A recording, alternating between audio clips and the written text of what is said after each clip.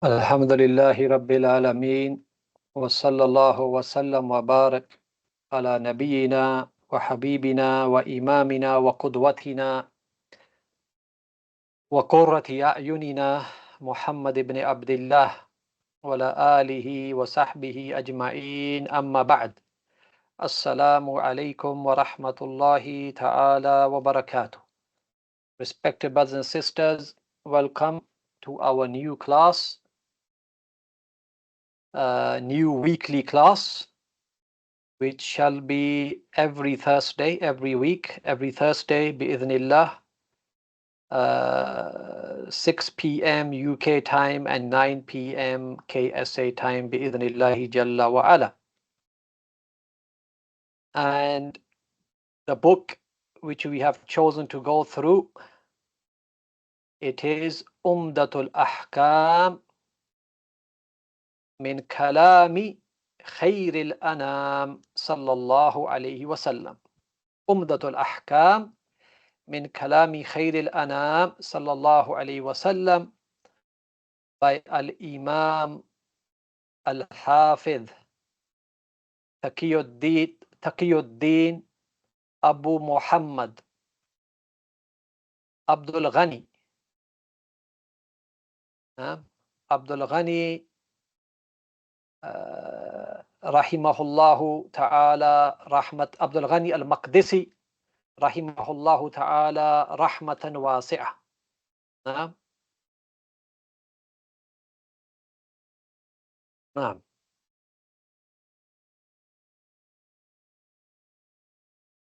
So his full name Abdul Ghani bin Abdul Wahid bin Ali al-Maqdisi. So he is al-Imam al-Hafidh Taqiyuddin Abu Muhammad Abdul Ghani bin Abdul Wahid ibn Ali al-Maqdisi rahimahullahu ta'ala rahmatan wasi'ah.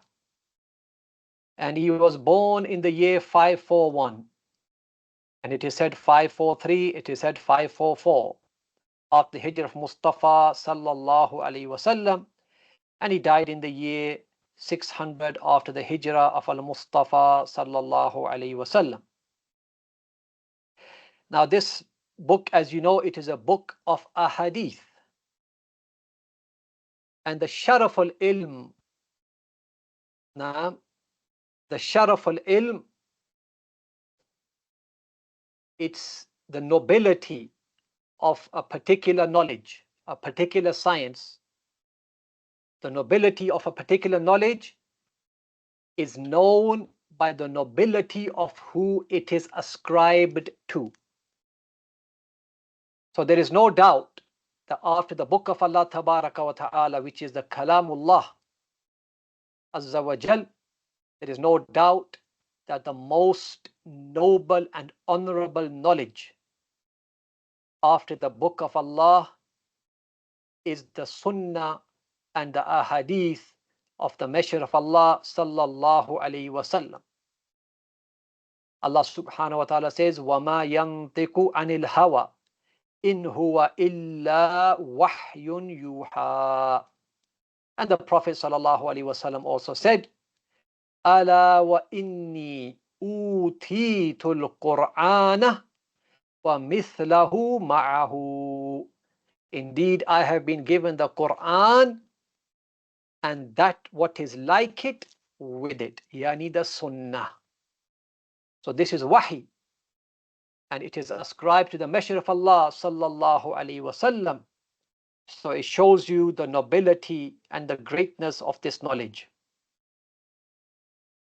And these ahadith which are in this book, these ahadith which are in this book, and I believe there are 446 now, for a total of 446 ahadith. And these 446 ahadith, because we have some books of ahadith, so these ahadith in this book Ūmdatul Aḥkām, They are all connected to fiqh, rulings of fiqh. They are from the Ahadithul Aḥkām. They are any hadith connected to rulings of fiqh. Because you have some books of hadith like Bukhari and Muslim and the four Sunan and Muwatta and Musnad al-Imam Ahmad and other books of hadith. They cover various topics. They cover fiqh rulings and other than fiqh rulings. This book, Umdatul Aḥkām, and like it, for example, Bulugh al-Maram and Muntaka al-Akhbar, there are few books on hadith which have been written that only focus on a hadith to do with fiqh rulings. Whether that is from ibadat, or it is from mu'amalat, it is from the umur of nikah wa talaq, or it is from the umur of jinayat wal hudud. No? So basically this book focuses on a hadith connected to fiqh. Now what I want to do before we start the book, the author Al-Imam Al-Hafidh Abdul Ghani Al-Maqdisi rahimahullah ta'ala, he has written an introduction. So let's read the introduction. It's a very short introduction, one which is beneficial. And it's always good to start with the introduction of the author rahimahullah. Now, so let me share, I'll share the Arabic with you, and we can read it together.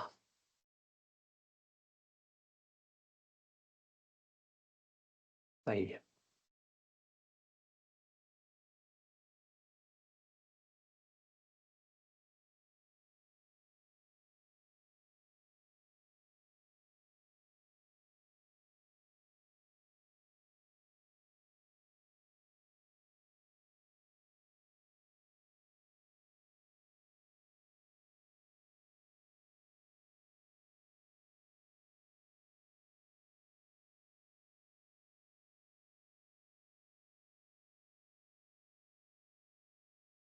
Okay.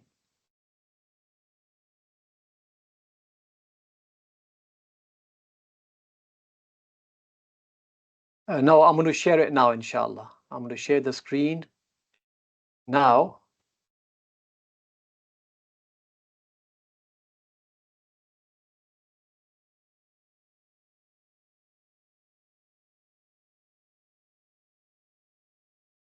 So hopefully you can see the screen.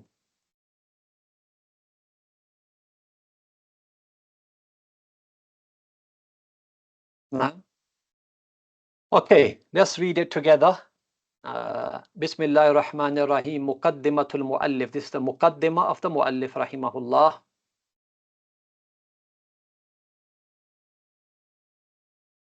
قال الشيخ الحافظ تقي الدين أبو محمد عبد الغني ابن عبد الواحد ابن علي ابن سرور المقدسي رحمه الله تعالى. Now, so that's his name. He's a great scholar, of course. Sheikh Al-Hafidh. His laqab, his title is Taqiyuddin, like Sheikh Al-Islam ibn Taymiyyah rahimahullah. Sheikh Al-Islam ibn Taymiyyah rahimahullah is also Taqiyuddin. And also our great scholar of our time, Taqiyuddin Al-Hilali rahimahullah. And his kunya is Abu Muhammad, and his name is Abdul Ghani, and he is the son of Abdul Wahid, is the son of Ali, who's his grandfather, who's the son of Surur, that's the great grandfather, Al-Maqdisi rahimahullah, Al-Maqdis, Bayt Al-Maqdis, Jerusalem, rahimahullah ta'ala. He says, Alhamdulillah al-Malik al-Jabbar, Al-Wahid al-Qahhar, وأشهد أن لا إله إلا الله وحده لا شريك له رب السماوات والأرض وما بينهما العزيز الغفار وأشهد أن محمدا عبده ورسوله المصطفى المختار صلى الله عليه وعلى آله وصحبه الأخيار. And he says, that's his introduction, Alhamd wassalatu wassalamu ala Rasulillah wa ala alihi wa sahbihi al-kiram wa ahli bayt al-athhar radiyallahu anhum ajma'in. Then he says, Amma ba'du.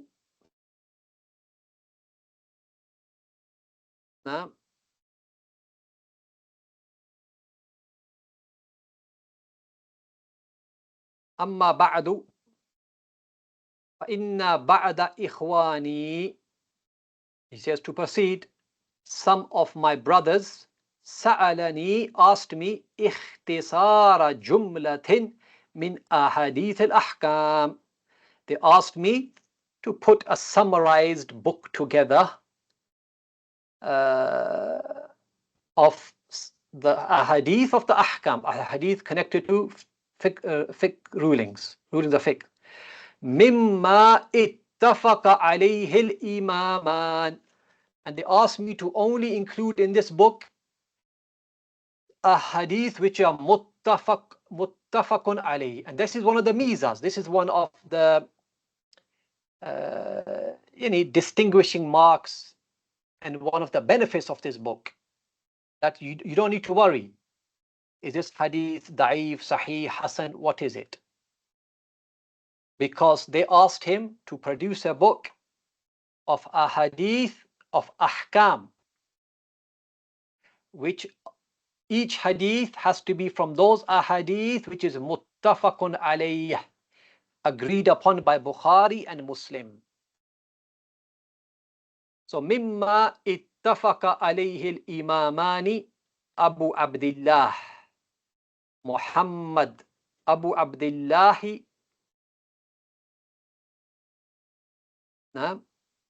Muhammad ibn Ismail ibn Ibrahim al-Bukhari. That's Imam al-Bukhari. Wa Muslim ibn al-Hajjaj ibn al-Muslim al-Qushayri. That is Imam Muslim al-Naysaburi. Now, so Imam Muslim is from Naysabur. So he is Muslim ibn al-Hajjaj ibn Muslim al-Qushayri. So his grandfather's name was also Muslim. Al-Qushayri al-Naysaburi. So what did he say? فَأَجَبْتُهُ إِلَى سُؤَالِهِ رَجَاءَ الْمَنْفَعَةِ بِهِ. So I responded to their request, hoping that this would bring about benefit. وَأَسْأَلُ اللَّهَ أَنْ يَنْفَعَنَا بِهِ. And I ask Allah that He benefits us through it. وَمَنْ كَتَبَهُ وَسَمِعَهُ. And likewise benefit the one who writes it and listens to it, or qara'ahu, or reads it, or hafidahu, or memorizes it, or nadhara fi, or looks at it. وَأَنْ يَجْعَلَهُ خَالِصًا لِوَجْهِ الْكَرِيمِ. And I ask Allah to make it purely and sincerely for His noble face. مُوجِبًا لِلْفَوْزِ لَدَيْهِ فِي جَنَّاتِ النَّعِيمِ. That He makes it something that will obligate, that will lead to me attaining Jannatin Na'im. فَإِنَّهُ حَسْبُنَا وَنِعْمَ الْوَكِيلِ. Allah is Hasbuna and He is Ni'mal Wakil. Subhanahu wa ta'ala. Naam. طيب.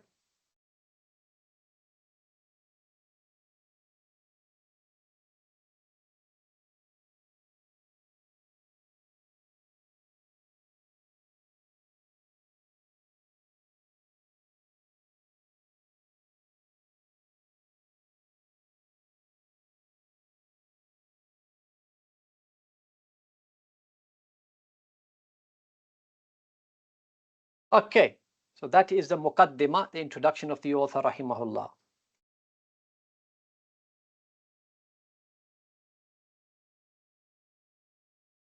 And now we are going to get straight into it, inshaAllah. So let's start, bi'idhnillah. Okay, I'll share the, oops, no.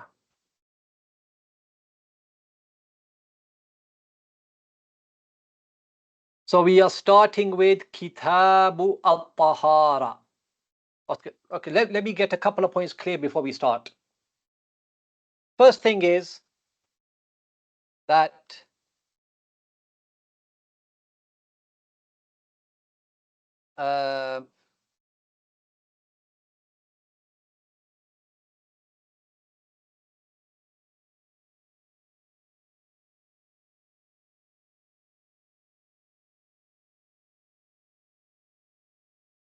how are we going to go through this book? Well, and there are many explanations of this book.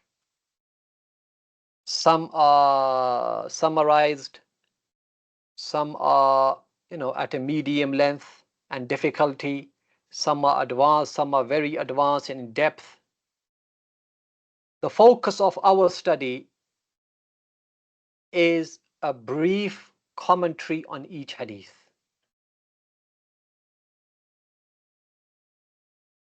Now, it is to give you the main benefit from each hadith. The main benefit from each hadith. Okay? So we're not going to go into a lot of detail. We're not going to go into khilafat. This madhab said this madhab said that madhab said this, and what is a raji, and what is a marju, and what is this, and what is that. We are not going to do that. We're going to basically go through each hadith and explain it in a way which fulfills the purpose of the author behind placing this hadith in the book. So why did the author put this hadith in the book? What is the benefit that he wanted to share with us from this hadith? We're going to mention that main benefit, and occasionally we've also mentioned a few side benefits. But we're not going to go into khilafat a lot. Yes, occasionally we might mention some differences, but that's it. So it's basically going to be a brief commentary on each hadith, because what I've noticed is that many of us will go 10, 20 years practicing, and a simple book like Ḥumdatul Aḥkām,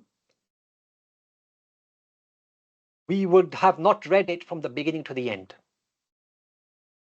And it happens. Yes? So the fact that we can read each and every one of these 446 ahadith, which are all authentic. Yes, obviously. Okay. And take the main benefits from them and understand them and understand the main ruling from them. Okay. That is sufficient, inshallah. That is any more than sufficient at this stage. So the way we are going to go through this book, a brief commentary on each hadith, is a way that suits everybody. All levels, all ages, whether you're a student of knowledge or you are not really a student of knowledge, or whether, male, female, young, old, whether you are a beginning student of knowledge, advanced, whatever, everybody can inshallah benefit from this in a way that, a family can sit here or, can benefit. Those who have do not have much prior knowledge can also benefit. So inshallah, this is the way we're going to do it. And the author did say in his muqaddimah, what did the author say in his muqaddimah? He mentioned three things.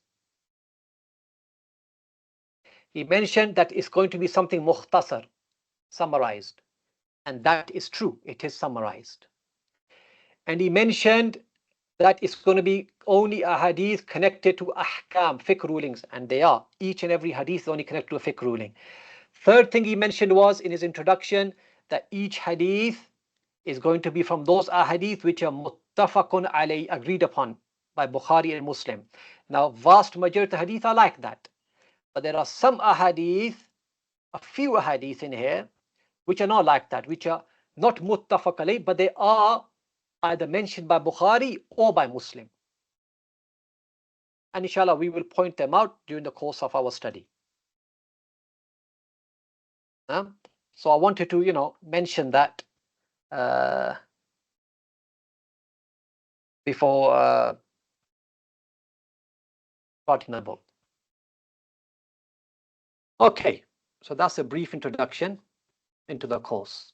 Okay, so he starts with Kitabu Ṭahārah. The author starts with Kitabu Ṭahārah. Now, what does the word kitab mean? What does the word Ṭahārah mean? Very quickly, kitab is the masdar of kataba yaktubu, kitaban, kitabatan, katban.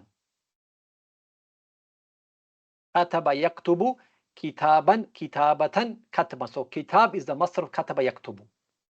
And the word ka, ba, these three letters, kaf, ta, wa, ba, katb, al-katb. In the Arabic language, it refers to al-jam'u wa-dhamm, to bring something together. To gather and bring things together. Okay? And that's why Kitab al-Ṭahārah is called Kitab al-Ṭahārah. Why? Because Kitab al-Ṭahārah, here the author will bring together a hadith for you which are connected to at-Ṭahārah. That's the word of kitab. So kitab, a book, is something that brings together chapters, brings together words, brings together chapters, brings together sections, brings together masail, issues, which are all they have something in common. So it brings all these things together. Jam' wa dhamm. That's why kitab is called the kitab, because it brings all these things together for you in one place. Now Kitabu at-Ṭahārah. The word at-Ṭahārah. The word at-Ṭahārah, the book of purification. At-Ṭahārah, we can understand it linguistically, and we can understand it technically. In the lugha, at-Ṭahārah lughatan, linguistically speaking, at-Ṭahārah means what? An-nadhāfatu wan-nazāhatu an al-akdhāri hissiyatan kanat aw ma'nawiyyah. So I'll quickly explain that. So that's in the Arabic language. What does at-Ṭahārah means? It means nadhāfa wan-nazāha. It means cleanliness and purification. From what? Anil akdhar, from filth, from dirt, from impurities. Hissiyatan kanat or ma'nawiyya. Whether these akdhar, this dirt, filth, impurities, whether they are real and physical, hissiyya, or they are ma'nawiyya, non-physical, spiritual. So that's the meaning of Ṭahārah in the Arabic language. Now the word Ṭahārah, the technical meaning, the shar'i meaning, the legislative meaning of Ṭahārah, then it divides into two types. The first, it divides into two types. Ṭahārah ma'nawiyya, Ṭahārah hissiyya. Now, ma'nawiyya wa hissiyya.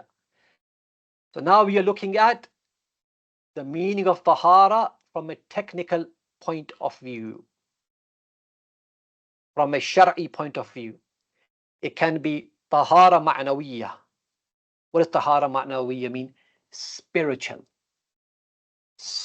purification, purification of your heart from shirk, and from all disease of the heart. So Allah subhanahu wa ta'ala says through the Tawbah, Ya ayyuhalladhina amanu innamal mushrikuna najis.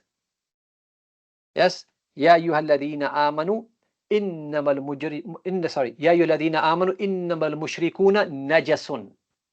Or you who believe, indeed mushrikun are najas. They are impure and filthy and dirty. What, physically? No. And if you touch a mushrik, it doesn't mean you have to go and wash your hands. He's not physically impure, is he? But spiritually, and he's sick. His heart and his mind, and he is sick. He's filthy because of the shirk and the kufr and the nifaq that he has. He's najas. Okay, that's that meaning. The second meaning of tahara, tahara shar'iyya. Remember, tahara shar'iyya can be tahara ma'nawiyya, which you look at tahara hissiyya, the physical, the real physical purification. And that is what is intended by the author here. That is what is intended by the author here. And that is what's normally intended in the books of fiqh. Okay? Now, there are many different definitions for this. The best of them, you could say, very simple.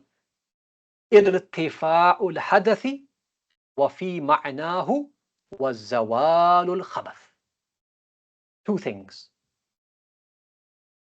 Number one, إِرْتِفَاعُ الْحَدَثِ وَمَا فِي مَعْنَاهُ. Irtifal, lifting of hadath. What is hadath? Hadath is when you are in a state of ritual impurity.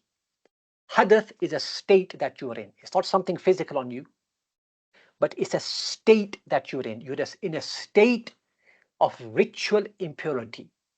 Either you're in a state of minor ritual impurity, so you need to make wudu or tayammum, or you are in a state of major ritual impurity where you need to have a ghusl. The point is that tahara hissiyya, the real physical purification, it means irtifa'ul hadath. It is the lifting of this state, the removal of this state of hadath. وَمَا فِي مَعْنَاهُ. وَمَا فِي مَعْنَاهُ. And also, anything that takes the same understanding and the meaning of irtifa'ul hadath. Anything that takes the same meaning and same understanding as irtifa'ul hadath, in the removal of what is that. For example, there are many examples. For example, tajdeed al-wudu. Like for example, let's say you already have wudu. You prayed dhuhr, you have wudu. Time for asr comes, you still have wudu. Now, yes, it's mustahab to make wudu again. You make wudu again, but are you making wudu to remove hadath? No, because you don't have hadath. You never broke your wudu. You are still in a state of purification. But this act is also called ṭahārah. Is it not called ṭahārah when you renew your wudu? It's called ṭahārah. But is it really removing hadath? No. But it's in the meaning. It shares the same meaning as that. No? Okay? So the point is here, again, the definition of ṭahārah hissiyya, the real physical purification, irtifa'ul hadathi wa ma fi ma'nahu wa zawalul khabath, and the removal of khabath. What is khabath? Physical impurities, whether they are on your body or your clothes or your place of prayer.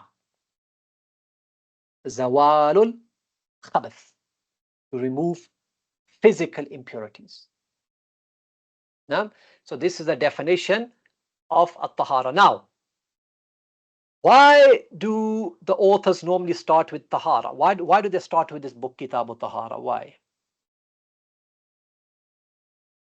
This PDF, I just put into Google and it came up. But I will tell the brothers to share it with you on the group and Telegram. Okay. Now, Kitab al-Tahara. So we have a good understanding of Kitab al-Ṭahārah. What does Kitab mean? What does Ṭahārah mean? All the different definitions. Yes? Khair. Now, why start with Kitab al-Ṭahārah? Okay. So what you will find is that when the fuqaha, they write a book in hadith, they write a book in fiqh, whether it's a fiqh book like this, whether it's a book of fiqh which has hadith, or it's a book of fiqh which doesn't have hadith, but is written by the authors, like for example Zad al-Mustaqni, Dalil al-Talib, Manhaj al-Salikin, Mulakhas al-Fiqhi, and all these books. They are books of fiqh, but they're not books of fiqh. They're not books of fiqh relating to hadith. No? Whichever one it is, you will see that normally they start with the salah, the prayer. Why? Because salah is the most important pillar of Islam after the Shahadatain. طيب. So why do they start with Ṭahārah before Salah? Because as you know, Salah has shurut. And the most important shart of the Salah is At-Ṭahārah.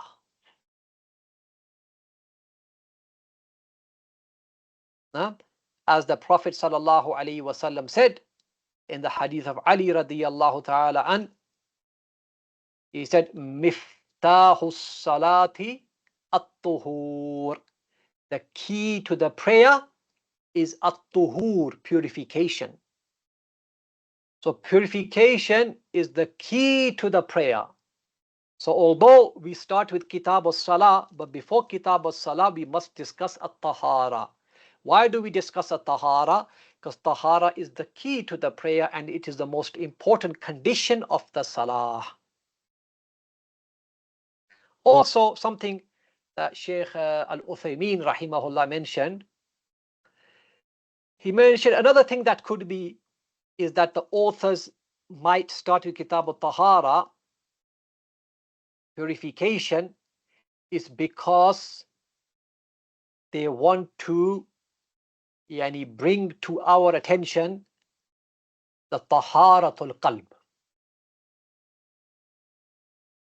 They are indirectly telling us that look, you are starting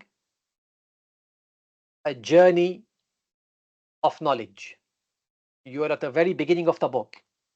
Now, before you start, purify Ṭahārah. Tahāratul Qalb. Purify your heart. Purify your heart. Now, from what? Purify your heart from riya, showing off, or sum'ah. Yes? Purify your ikhlas. That this knowledge that you are about to gain, you are gaining it for the sake of Allah subhanahu wa ta'ala, to please Allah azza wa jal, to attain His pleasure and attain His Jannah. And you are doing it with the intention of removing jahl from yourself and jahl from other people. And you are doing it in order to protect and preserve the Sharia of Allah tabaraka wa ta'ala. And you're doing it with the intention of spreading the Sharia of Allah tabaraka wa ta'ala. And you are doing it with the intention of defending the Sharia of Allah subhanahu wa ta'ala. These are all noble intentions. So having Kitab al-Ṭahārah here like this, the beginning, Shaykh Uthaymeen rahimahullah mentioned this point. He said that another angle that we can look at why the author started with Kitab al-Ṭahārah is that there's an indirect message in there for us to purify our intentions before seeking knowledge. Allah knows best. So in the book of Ṭahārah, the author mentions 49 ahadith. In the book of Ṭahārah, there are 49 ahadith. Okay, 49 ahadith in the book of Ṭahārah. And they are divided or into different sections. So we have the Kitab al-Ṭahārah, the book of Ṭahārah, yes. And then in this book of Ṭahārah, there are different chapters. Okay, and we will come to each of these chapters as we go along. Yes, there are 1, 2, 3, 4, 5, 6, 7. So I believe there are 7 chapters in Kitab al-Ṭahārah. and a total of 49 ahadith. طيب. So now inshallah we will start with the first hadith.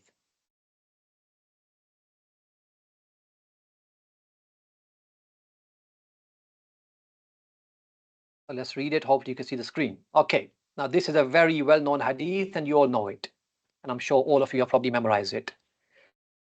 عن عمر بن الخطاب رضي الله عنه قال سمعت رسول الله صلى الله عليه وسلم يقول إنما الأعمال بالنيات وفي رواية بالنية, that all actions are by intention, all actions are according to intentions. وإنما لكل امرئ ما نوى, and for every man is that which he intends. And for every man, when it comes to reward, his reward is according to his intention. فَمَنْ كَانَتْ هِجْرَتُهُ إِلَى اللَّهِ وَرَسُولِهِ فَهِجْرَتُهُ إِلَى اللَّهِ وَرَسُولِهِ صلى الله عليه وسلم. So whoever's hijrah, whoever's migration was the intention of migrating to Allah and His Messenger, then his migration is to Allah and His Messenger صلى الله عليه وسلم. وَمَنْ كَانَتْ هِجْرَتُهُ إِلَى الدُّنْيَا يُصِيبُهَا أَوْ امْرَأَةٍ يَتَزَوَّجُهَا فَهِجْرَتُهُ إِلَى مَا هَاجَرَ إِلَيْهِ. As for the one who made hijrah to obtain a worldly benefit, for a worldly benefit, or to marry a woman, then his hijrah, his migration is for that which he migrated. Now this hadith, the author rahimahullah, this is a tremendous hadith to start with. So the author started this hadith. Why? With this, imitating al-Imam al-Bukhari. Because al-Imam al-Bukhari started his Sahih al-Bukhari with this hadith. Yes? And other scholars have also started their books with this hadith. Al-Imam Nawawi, he started 40 hadith. Yes, Al-Arba'in, he started the 40 hadith. What's the first hadith he started with? This hadith. Also Imam Nawawi rahimahullah, he started his book Riyadh al-Salihin with this hadith. And others too. Why? Again, there's a reason. Think about it. Ikhlas. So first of all, they want to remind themselves of ikhlas. Then they want to remind the reader of ikhlas. And this hadith, it is the fundamental and the foundation and the fundamental principle of niyyah when it comes to intentions. This is the most fundamental hadith when it comes to an-niyyah. And this is why scholars, you'll find certain scholars started their books and their works with this hadith. And I've mentioned some of them. In fact, Raḥmān ibn Mahdi rahimahullah, he said, if I was to compile a book containing chapters, then I would make sure that every single chapter in that book started with this hadith. Now, and it is one of the hadith around which the entire religion of Islam revolves. It is one of those hadith around which the entire religion of Islam revolves. طيب.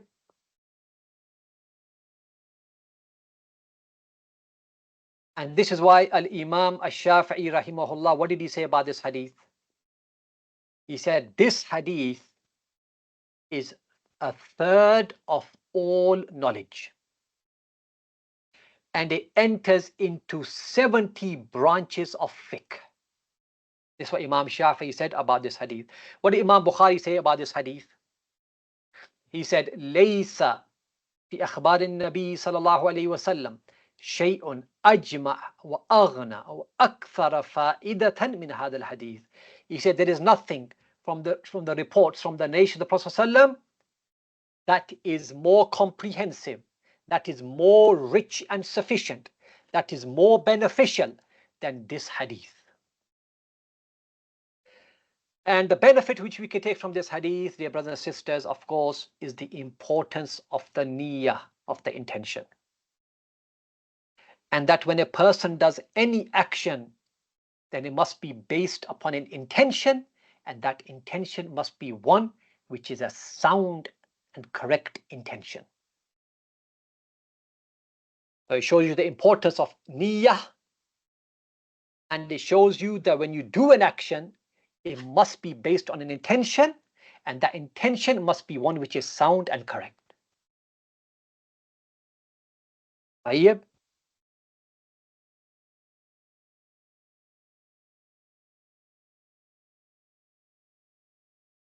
Okay. Now, when we talk about niyyah, dear brothers and sisters, niyyah is of two types. The first type is niyyah that you need for tamyizul amal. Niyyah that you need for tamyizul amal, to distinguish between different actions. You need a niyyah to help you distinguish between different acts. So, for example, you need niyyah to help you distinguish between something that is an ibadah and something that is an adah. Ibadah, act of worship. Adah, something you do every day, habitual, like a habit. For example, someone says, today I'm not going to eat from Fajr till Maghrib. You say to him, MashaAllah, you are fasting, may Allah reward you. He says, no, I'm not doing it for that reason. I'm doing it, I want to lose weight. We say to him, okay. Will he get a reward? He won't get a reward, because it's just an adah. It's his habit, it's something he does every day. It's just a normal worldly thing to do. Other person says, I'm fasting today because I want to pleasing Allah Azza wa Jal. Following the Sunnah of Prophet ﷺ, fasting on Mondays and Thursdays. Yes. Now, obviously, he gets rewarded. So you see, the niyyah helps you distinguish between adat, al-ibadat, and adat. Another example, having a bath, having a shower. A person's having a shower, it's a hot day, he comes home, he has a cold shower. Why? He wants to cool down. Nothing wrong with that. It's just an adah. That's his intention. Another person, he's having a shower, it's Yawm al-Jumu'ah. That's an ibadah. This is an adah, this is an ibadah. But one thing you should know is that a Muslim, you see, this is where a lot of us, we make a mistake. And what is that? The scholars have mentioned this, a very beneficial point. And that is, we should try our best that even when it comes to adat, to have a good intention, because it can turn into an ibadah. And I'm sure you've heard many examples of this. And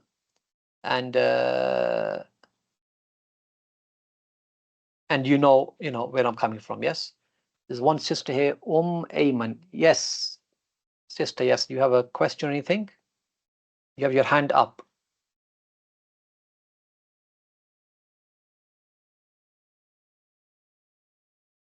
If there's anything, you can type in the chat, inshallah, in the chat box.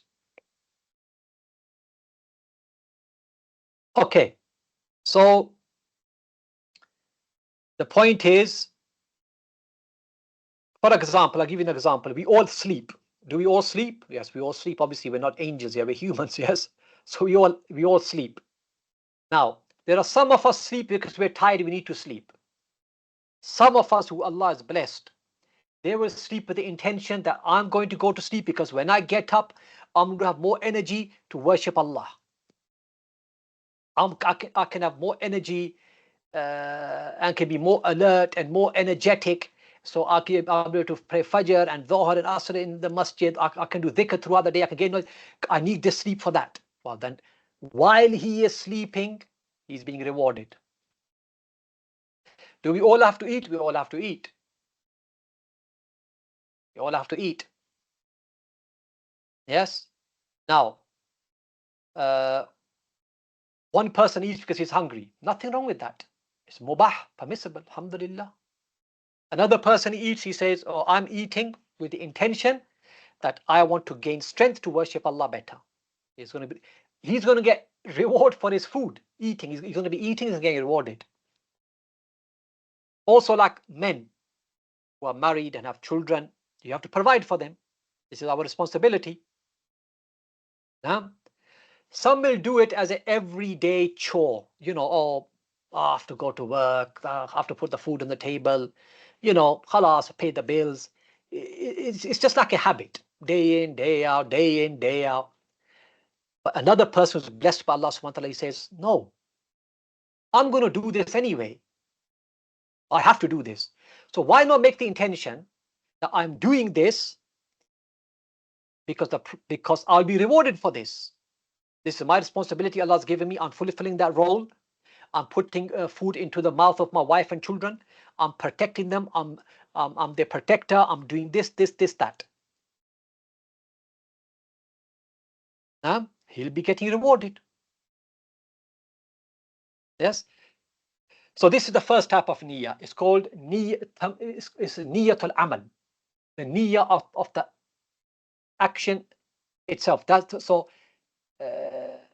First niyyah, this one, yes. So we said it will help you differentiate between something that's an ibadah and ada. Also, this same niyyah will help you differentiate between what?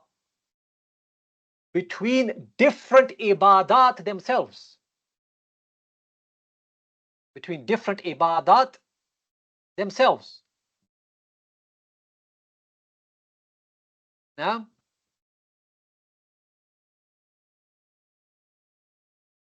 a message came up. We have 5 minutes left for this meeting. I don't understand what that is. So I don't know what's going to happen after 5 minutes. I'm not sure what's going to happen. Allahu a'lam.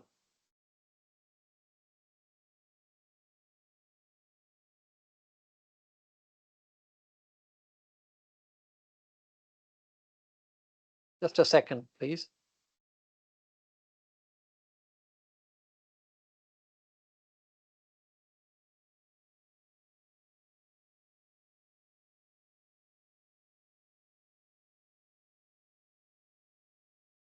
So if it goes off, please forgive me because I really don't know what that is.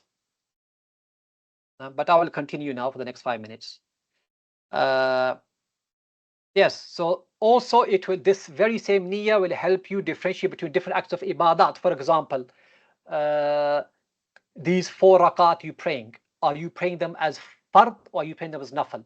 This fasting that you're doing, is it Ramadan or an obligatory, any other obligatory fast, or is it a sunnah fast?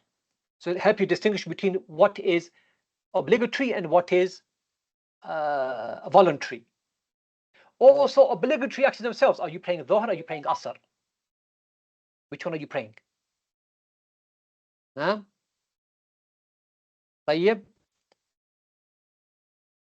Are you fasting on Monday? You fasting 3 days of 3 white days. What are you doing? So even the nafl, for example, let's say a person praying 2 rakas. Now, his niyyah will help him decide, is he praying these 2 rakas? Are they Salatul Fajr? Or they are the Sunnah of Fajr? Or are they Tahiyatul Masjid? They're 2 rakas. But his intention is the one that's going to decide that. Help him distinguish between these. So, the niyyahs of 2 types. The first niyyah is niyyatul amal, which helps you distinguish between ibadat and adat, and different ibadat themselves. The second one is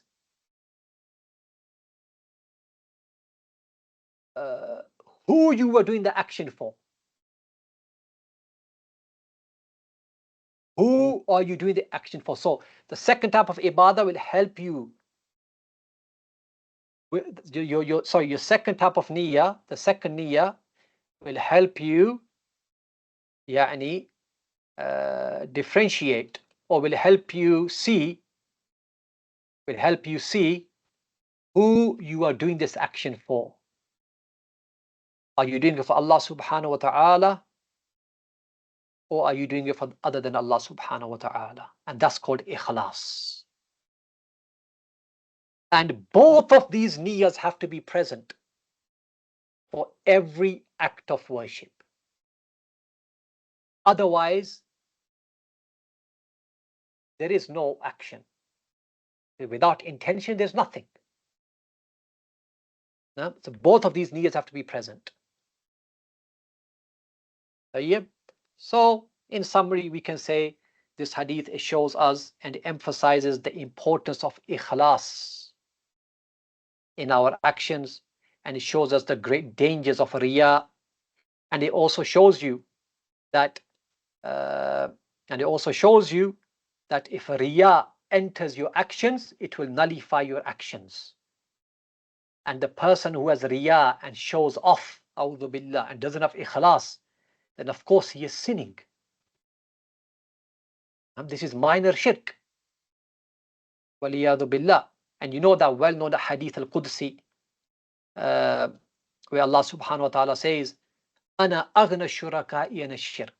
I am the least in need of partners. I am the one who is who has the least need of a partner. Man amila amalan ashraka fihi ma'iya ghairi taraktu wa shirkahu. So whoever does an action, and in that action he associates other with me, he associates partners with me in the action, taraktuhu, I will leave him and his shirk in his action. Waliyadu billah. May Allah protect us from that. So this is why, dear brothers and sisters, it is very important that every now and again we check our intention. It is a must that every now and again we look into our hearts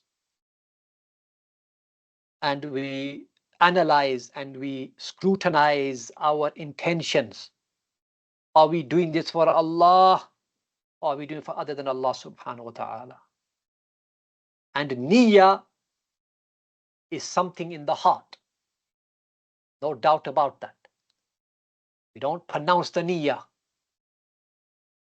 In fact, pronouncing the intention, this is bid'ah. That's an innovation. So the fact, like, for example, the adhan for dhuhr has gone. I've automatically go to the bathroom making wudu. Khalas, I've already made the intention.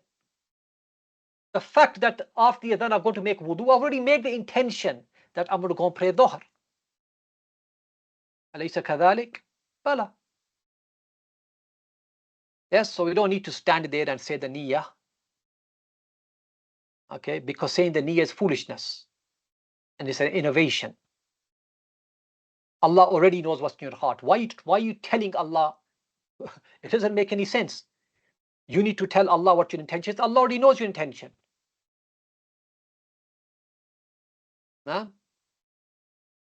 Or are you trying to tell yourself? That's even bigger. That's foolishness. Why are you going to tell yourself what your intention is? Or you tell others? That's riya. You're telling others what you're going to do, your intention. So either way, whatever angle you look at it, it's an innovation and it's foolishness to pronounce the niyyah.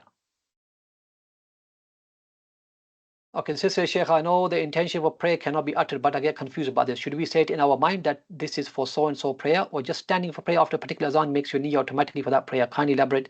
Yes, that's it. Yani when the time for dhuhr enters, yes, and you go to pray, you have an intention that you are going to pray dhuhr. I mean, yes, of course, there's no problem just before the prayer. You can make an intention in your heart. You can, I'm about to pray dhuhr. You have the intention of, really this is something, it's takalluf. It's going beyond bounds. It's going beyond bounds. The niyyah is a very easy thing.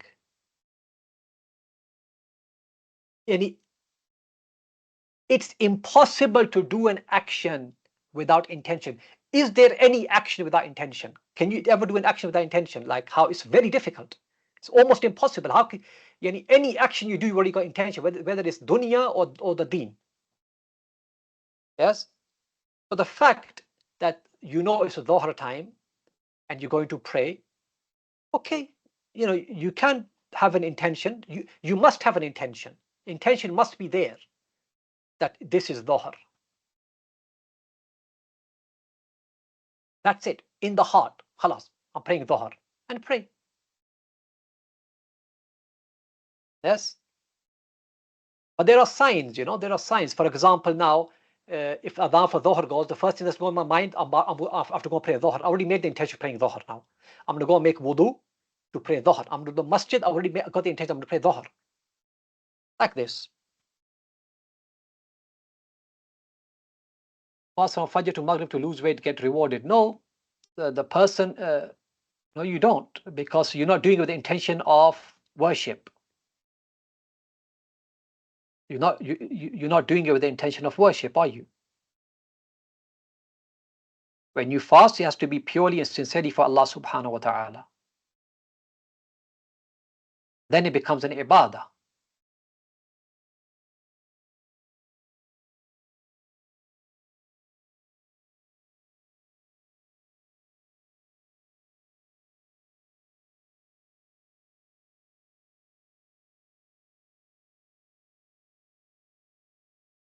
Yani you don't have to have the intention at the takbir. Yes, it's a good idea just before the takbir to have an intention. That's good. No problem. But I'm sure before he had an intention. Yani he's an imam of a masjid. Why did he come to the masjid? Why has he come to the masjid? I mean, that makes it even stranger. The imam of the masjid, he's come to the masjid. Why? This is whisperings from the shaitan. Why would the imam, why is he come in the first place? He's come to lead a prayer. When he left his home, he knew that he's going to the mosque to lead the prayer. He knows which prayer to lead, which is going to lead. هذا يكفي. This is sufficient. This is sufficient. Yes, we should not let the shaitan get in here now. When it comes to intentions, it's a very dangerous, very dangerous affair that. Anyhow, I did promise myself and for the brothers and sisters that I will not make this more than an hour. So inshallah today you could consider it was like an introductory lesson. We looked at a few beneficial points and we took the first hadith. Alhamdulillah. Now, the first hadith obviously is one which was very important. So khair inshallah, we are going to stop here for today. Bi-idhnillahi jalla wa ala. And we will continue from hadith number 2 next week. Inshallah at the same time. Sometimes I wake up from an evening nap and start the prayer planning in my mind that I'm praying Asr. And remember that I've already prayed Asr and this is Maghrib I'm standing for.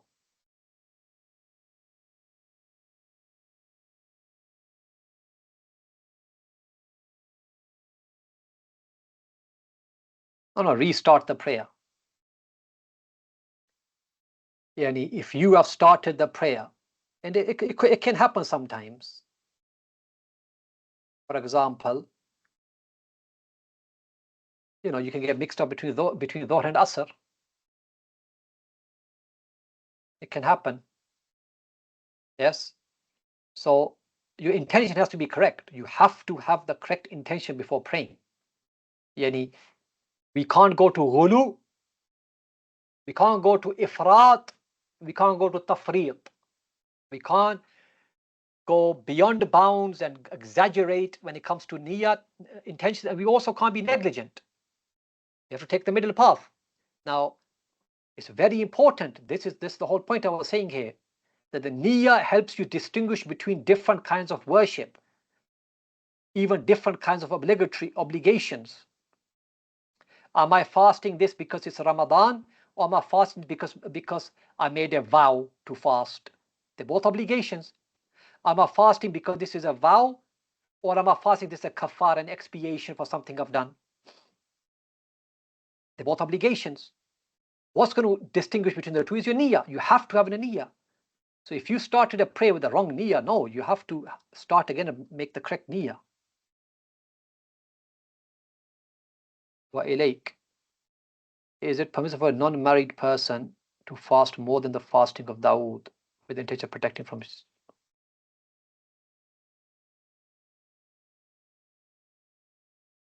Oh. Now the Prophet ﷺ has clearly stated that when one of the Sahaba said to him, I could do more than that. He goes, there is no more. This is the best. Don't do more than that. Because your body has a right over you. Your body has a right over you. Allahu A'lam. This is what I've heard from the ulama. They have said, no, this is not something which is permissible. The best fasting of Dawood alayhi salam, and that is enough. You need to fast every other day.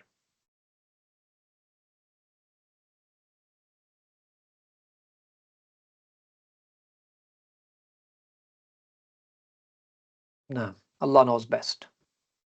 Khalas, we'll stop here then, inshaAllah. And we'll see you next week. Bi-idhnillahi jalla wa ala.